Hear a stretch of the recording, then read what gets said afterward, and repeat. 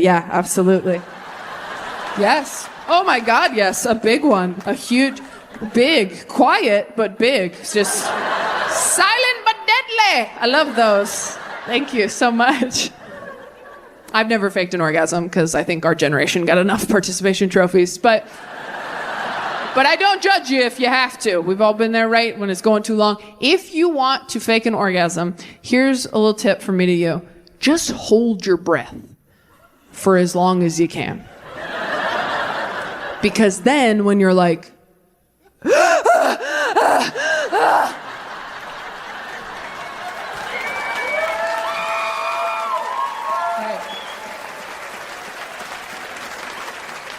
it'll seem like you came when really you just came up for air.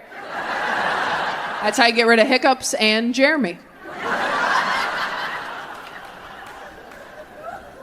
6. Okay, like 6:30. Do you have time to feel abandoned and worthless? Okay, 6:30 in the parking lot. It's a date. I love you so much. You're doing a great job at work. Bye.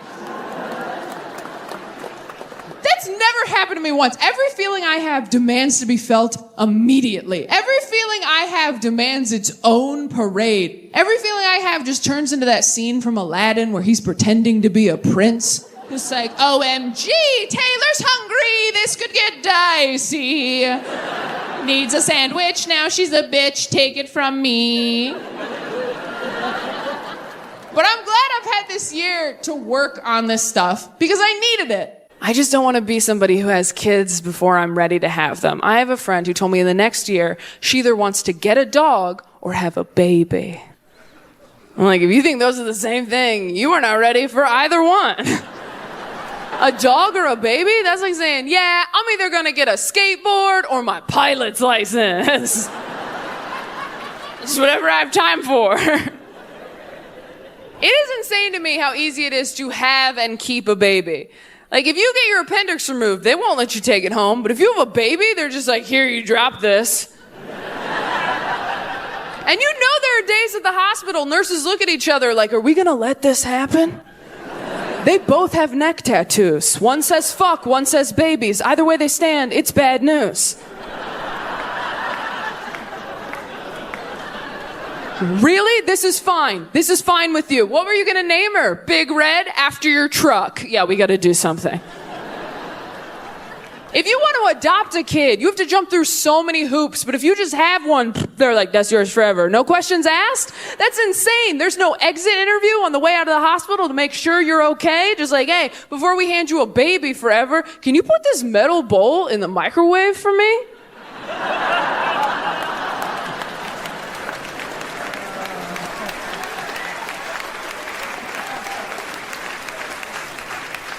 Some of us not clapping, I encourage you to go home and try that. Nobody tell them. I have a friend who has a 7-year-old, and she shouldn't. And she just bought him an iPhone. I'm like, for what? She's like, it's for protection. I'm like, get him a sword. You're a terrible mother. I said, do you punish this little prince? And she goes, yes. As a matter of fact, sometimes I will take away that iPhone for a whole week and make him use a flip phone. Yeah, a flip phone's a punishment now. All over the United States, there are little kids going, no! Oh, I can play. It's Snake! That is not a punishment. Do you want to hear a real punishment? When I was a kid, I wasn't allowed to walk to school in the morning with my friends because my dad said I'd get abducted. But then anytime I forgot to do a chore, he would make me walk home from school alone, as if to say, you don't want to do your dishes? Well, we don't care if you disappear this week. That's a punishment. That's why I'm up here.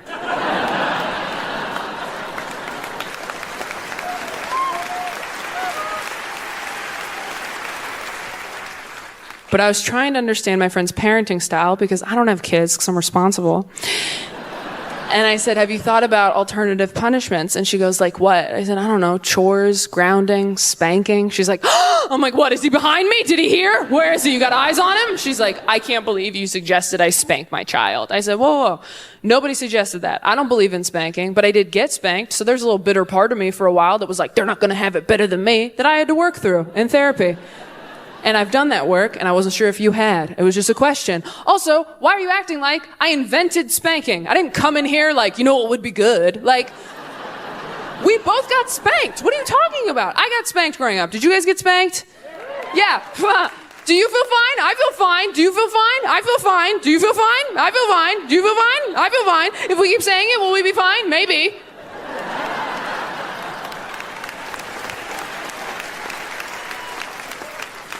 You know, every 3 years, you're like, was I abused? Let's not ruin Christmas. Have you guys realized your parents messed you up yet? Have you found that stray dent in your head? You're like, what happened there? They're like, we did our best. That's what happened there. You were slippery, so. Yeah, this happened as adults. You realize your parents messed you up based on how other people react to stories about your childhood. Stories you thought were fine, because when you're a kid, you're stupid. You're just like, everybody gets tied in the yard. Happy 4th of July. Fast forward 10 years, you're at a work party. Everyone's going around swapping stories like, yeah, my mom was crazy. She used to make us take our shoes off in the house. And you're like, oh my God, I know. We wore muzzles at night. What happened? Why'd everyone get sad? We could wear them on the carpet. It wasn't like her thing.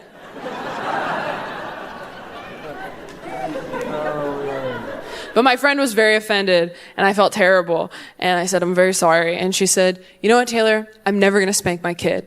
Our parents shouldn't have spanked us either. Spanking is the same as hitting. And I was like, okay, back up. There was a huge difference between what my parents did and hitting. Location, location, location. They never spanked me in the face. There's stuff in my face. People can see that, all right? There was nothing in my butt except justice for my parents. I got spanked so much growing up, I thought that's what your butt was for. I thought God made the first kid and was like, I better add some fat somewhere in case this starts mouthing off at Olive Garden.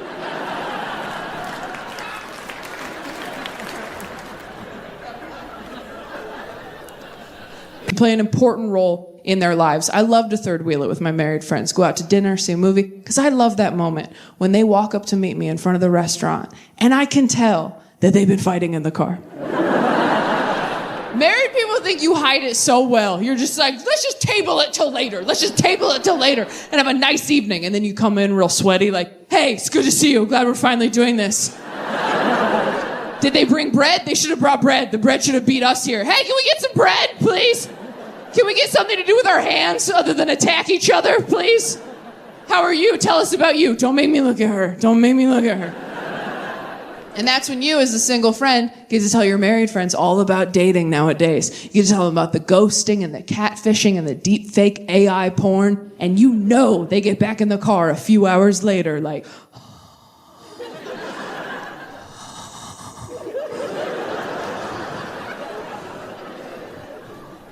I don't say this enough, but I'm grateful for you.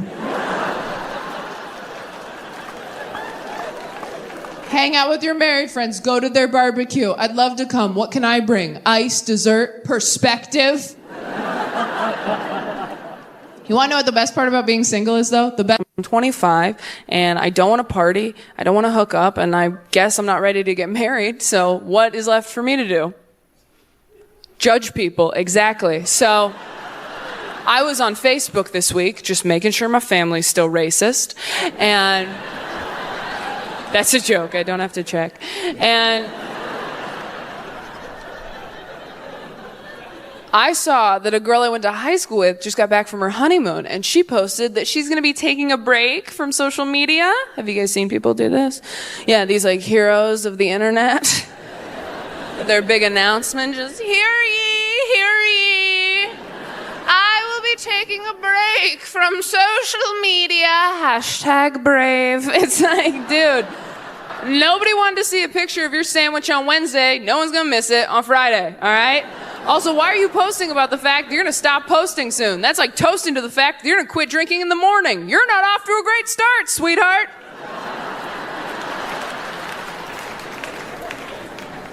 this girl made a whole video for Instagram, Facebook, all of them. She's like, hey guys, so as you probably heard, I just got married. And I'm going to be taking a little bit of a break from social media just to focus on my new wifely duties.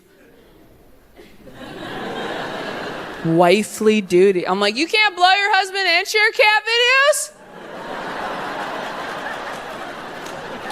You have two hands, multitask. Like, get an apron. I thought it was weird though, so I played the video backwards. Sure enough, you play it backwards. She's like, I've made a huge mistake. Come pick me up. He's so boring. We're like, yeah, we know. We met him. He's the type of guy you get halfway home from the theme park before you're like, oh shit, where's Doug? Oh, no, we have to go back. My wallet's in his fanny pack, so... Oh, do not feel bad for Doug. He's terrible. Every time he tells a story, somewhere, a child loses a balloon.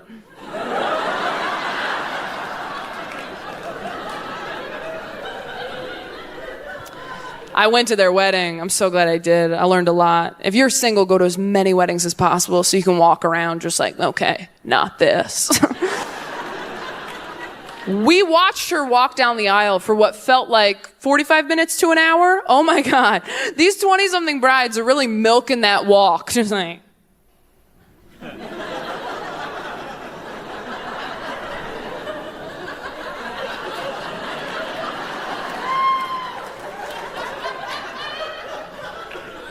I'm a princess.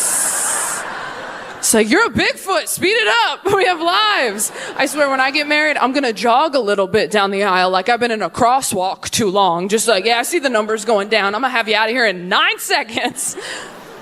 So she gets about halfway down. Everybody's like, she's an angel, she's beautiful. She looked okay. And you ever go to a wedding like, huh, that's your best, interesting. So...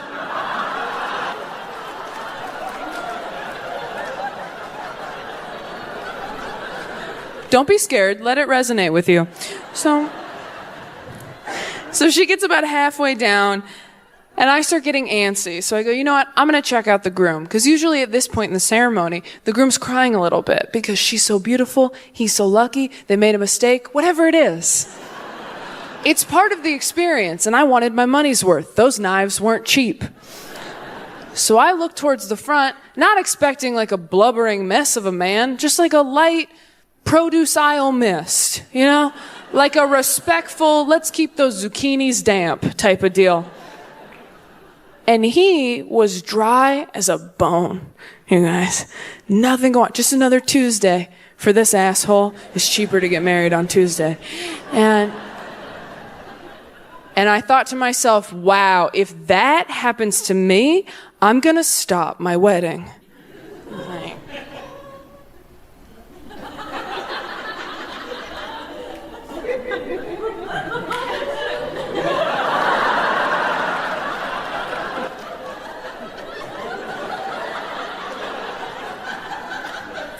You know what? Cut the music. Just cut it real quick. Babe, come here. We're just gonna say miss him. Sidebar. So much fun. You need to get your shit together. I showed up. I have a spray tan. I'm wearing flavored underwear for you. Yeah, pot roast panties, just like your mom used to make, which is weird. That's a weird request, but I did it. Now we're gonna go back at... Don't look at them, look at me, I'm your future.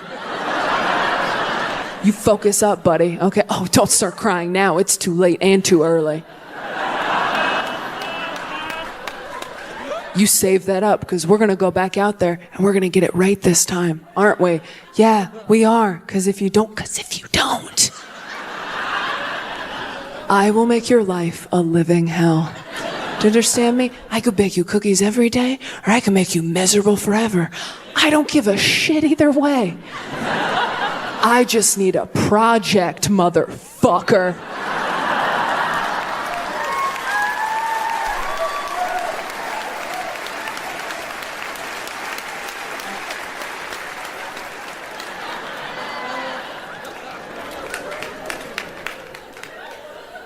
But it is feelings like this that indicate I am not ready for marriage.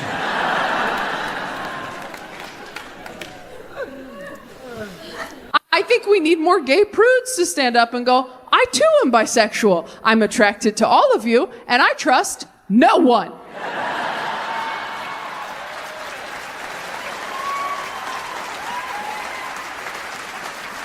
I would, but I will not.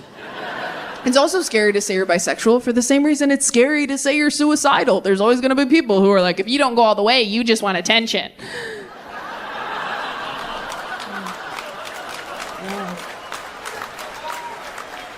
You know who likes that joke? Queer people. Queer people get that joke? Straight people are like, oh my God, there were so many sad words. Which is fair, you're right. No offense, straight guys. I have to say, I am so glad that straight men are not my only option anymore. That was bleak. That was tough. And it's not because you're bad people. You're just so hard to communicate with. I mean, and I tried. I've been to couples therapy with a lot of dudes. Never been married. That's embarrassing. You know how embarrassing it is to break up with someone you've been to couples therapy with? You just have to live the rest of your life with all this useless information about some dude's childhood. You're like, cool, guess I'll just go the rest of my days knowing what triggers Michael. That sucks. I also couldn't get on the same page with a lot of my boyfriends about our future. Like, I used to only want to adopt if I was going to have kids. And every straight guy I ever dated was like, no, it's going to look like me or I'll eat it. Every guy. Which, hey, I've never been a father. Maybe that's true, right? I had one boyfriend who said he would use a surrogate. He was open to that idea, which I do love the idea of a surrogate. What a power move to be like, can you just hold this for 9 months? I'm so busy. I'm getting a call. Don't eat fish. You breeze back in 9 months later. Their guts are everywhere. You have a blowout. You're like, thank you so much. Thank you. Hey, you're glowing. You're brave. Money's on the nightstand. 5 stars. Bye.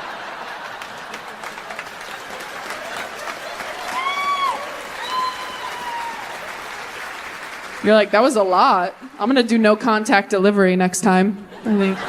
Yeah, no, you're at the right place. Just leave it on the porch, take a picture, I'll come get it when you're gone. No, you're at the right house. Look, if I was an extrovert, I would have had it myself. So. I really like being called like a slut and a whore, and I'm like, oh my God. If you like being called a slut and a whore in bed, your parents loved you so much. Like, dirty talk is hot because it's shit you've never heard before. Ooh. If someone called me a whore in bed, I'd be like, excuse me? That's what my father calls me. That is a family name. Boundaries, sir. Look around. Is this sex or Thanksgiving? Read the room. I want to hear some shit in bed I've never heard. I want to hear like, hey, I set up a college fund for you. I think your arms look too thin. I really enjoyed your Netflix special. I have some daddy issues. I'm working on them. In therapy, not in my relationships, not anymore. I used to put my dad and my ex-boyfriends on the same group text and write in all caps, I don't feel pretty today. Whose fault do we think that is? Discuss. That worked so much better than it usually does. I'm worried about you guys. That one's usually for me. Are we all right? I really like you guys. You guys are great. For work, he and I have very similar jobs. We're both out here on the weekends, changing lives. No, he hates it when I say that. He hates it so much. I'm always trying to talk shop with him. I'm like, hey, Jim, how was your early show? He's like, you know it's first service, Taylor. I'm like, well, I just noticed you had a heckler on the late one. He goes, that person was yelling amen and hallelujah to agree. I'm like, that's the worst kind of heckler, Jim, because they're being supportive, but they're still disrupting your flow, right? I go, you know, I donate 10% of what I make, too. He's like, to who? I'm like, my agent, but it's still a tithe. I'm like, I'm kidding, Jim. I know we don't do the same thing. But think about this. I make them feel guilty Saturday night. You save their ass Sunday morning. I set them up. You spike the ball. You're welcome. I helped.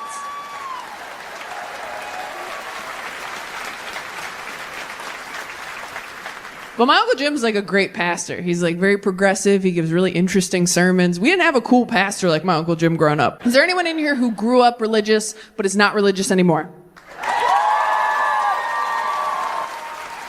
You're at the right show. All right, of those people, who saved people? Who spread the good news while they were religious? Ooh, bit of a drop off there. That's tough. A lot of us didn't do the homework. You saved people while you're religious, but you're not religious anymore? Okay. Do you ever feel... Serious question. Do you ever feel like maybe you should, like, call those people? Just a courtesy call of like, hey, remember what I told you about forever? I don't know. What if those people get up to heaven and they're like, look, your sponsor's not in there, so we didn't know you were coming. I don't know. Are you sure? Maybe they Holy Ghosted you. We're sorry. For real, though, you got to go to hell. We're sorry about that. I never saved anybody at all. I was talking to someone who grew up Mormon. I was like, well, you guys were really saving people. And he was like, oh, yeah, baptism for the dead. You guys know what that is? I didn't know. Apparently, in Mormonism, sometimes they will save people after they've died, which really takes the pressure off of saving live people, doesn't it? When you can just go, hey, do you believe in God? And they're like, no. And you're like, that's okay. We'll wait.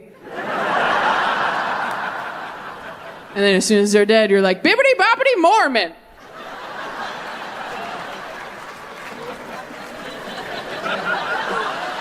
This is how you get a soul to heaven, right? Like you're trying to get poop smell out of your hinge date's bathroom. If you're not laughing, you're married, and fuck you, this joke's not for you. Enjoy shitting with the door open. Some of us have to carry matches everywhere. I'm not. I'm running into obstacles I never thought I'd face. I got dumped by a polyamorous person. You ever been dumped by a polyamorous person? It sucks. It's like getting fired from a part-time job. They're like, you can't even work here Mondays and Tuesdays. Holy shit. I didn't think I was going to like dating somebody poly. She was poly. I was busy. But it actually ended up being the most honest, transparent, communicative relationship I'd ever been in. And I was totally in love with her. And she dumped me because I worked too much. And let me tell you something, Grand Rapids. When I started dating a polyamorous person, I did not think it was going to end because my lifestyle didn't work for them. I know some of you don't believe me. You're like, there's no way you liked being poly, Taylor. You are not cool. You reek of monogamy. I bet you masturbate to Bridgerton. And you know what? I don't. I have, but I don't. That joke's not going in the special. There's no way. No. That's way too vulnerable to put on Netflix. We'll not be doing that. Unless it helps the algorithm. We'll have to talk about it. If Netflix was like, if you liked Bridgerton. Listen to that.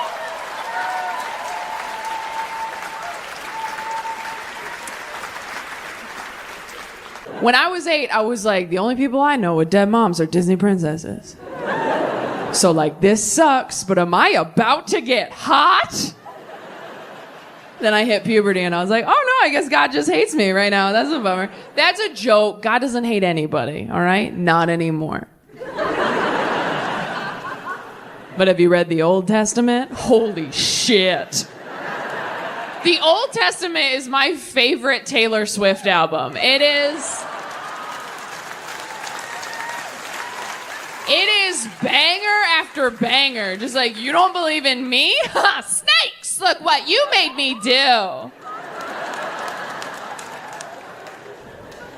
I'm a 20-something white woman. Obviously, I'm going to compare T Swift to the Lord, all right? She is the only God I still believe in, all right? I don't see God revamping his old shit. And let's be honest, he probably should, because the people who own it now suck.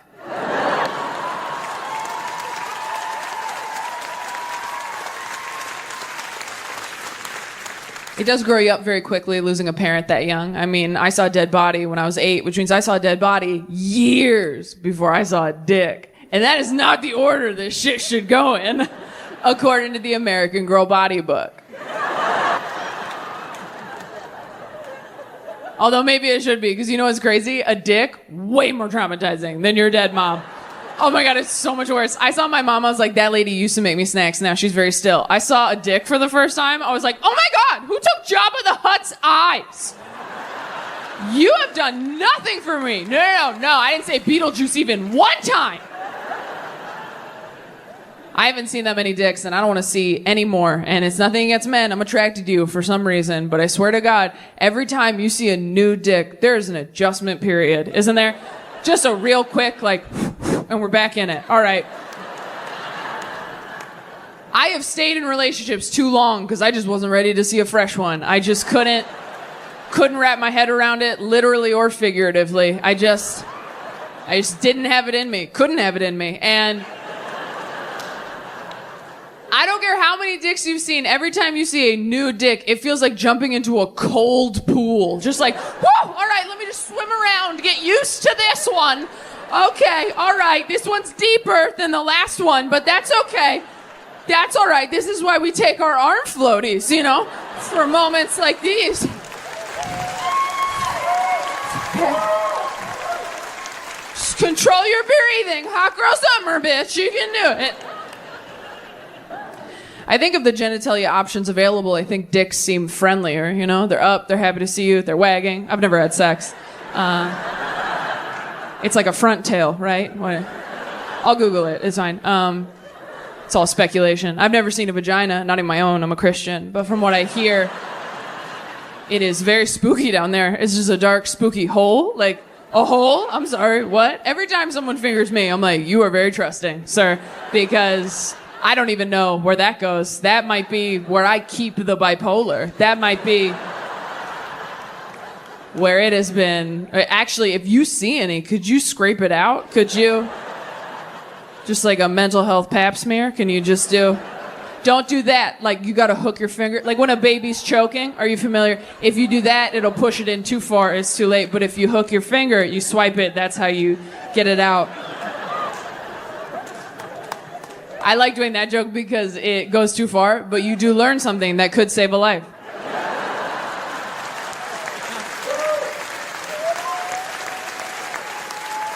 I just love the idea of years from now, someone being like, if it weren't for that dick joke, my niece would not be here. But I had to make a lot of decisions when I wrote my will. I had to choose who was going to pull the plug if I'm in a coma, so I picked my sibling Bryn, because they are going to inherit my money if I die. And I was like, earn it, dude, right? I go, you decide when that money drops. And they were like, okay, well, if you're in a coma not responding to anything, what do you want me to do? How long do you want me to wait? And I was like, here's what I want you to do. I want you to start Parks and Rec from the beginning. And I want you to keep it playing all day, all night in my hospital room. If we get to the end of that show and I have not woken up yet, start The Office. And then when Steve Carell leaves, just kill me. Do not make me watch Andy be manager. Don't do that to me again. Don't do that.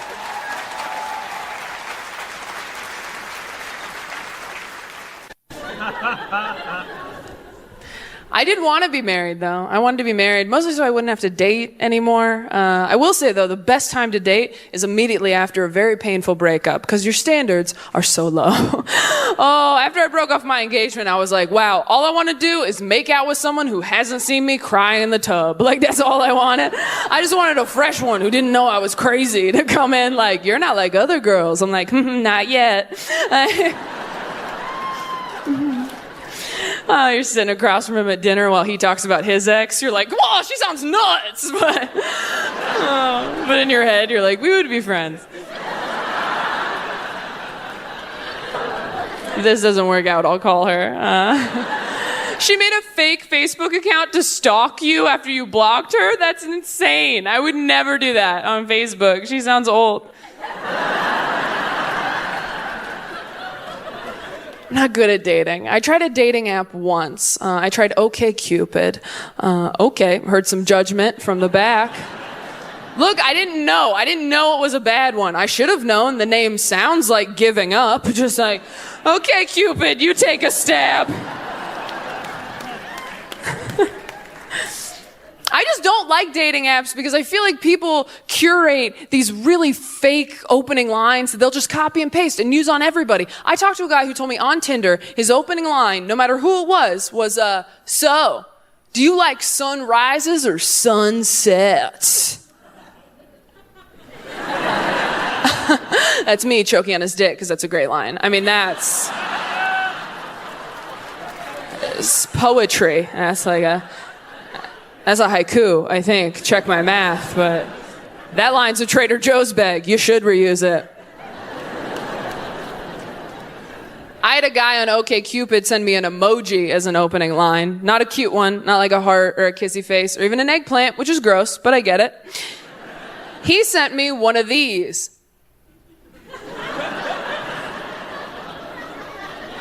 You know the one you never touch because it looks like Pac-Man getting a colonoscopy? Half of you won't enjoy this joke because you don't know what I'm talking about. That's how rarely this emoji is used. And I responded because I was like, I gotta make sure this guy doesn't hurt anybody. So I wrote back and I said, does this work for you? Do people respond because they're confused? Are you negging me? What's happening here? And he goes, well, the way a woman responds to the emoji tells me a lot about her character. And I said, all right, Detective Douche Rocket. What does my response tell you about my character? And he goes, well, it tells me you're really transparent, honesty's super important to you, and you have trouble trusting people.